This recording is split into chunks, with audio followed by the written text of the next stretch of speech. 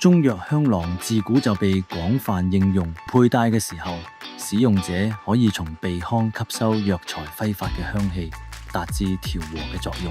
今次就介紹一下常見嘅香囊草藥。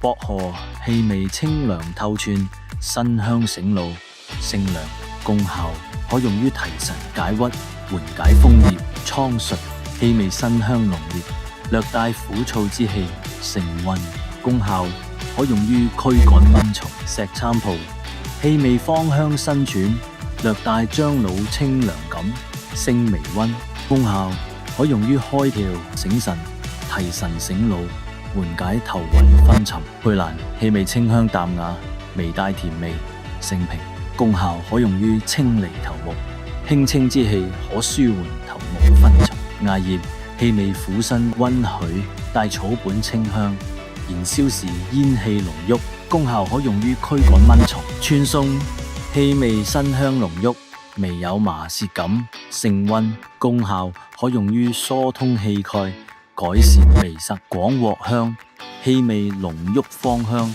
帶清涼草本氣息，性微溫，功效可用於解暑緩解胸悶。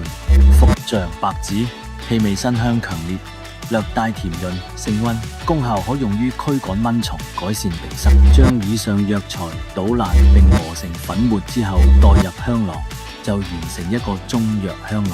想要了解更多唔同行業技能資訊，就記得 follow 我哋葵協嘅平台啦。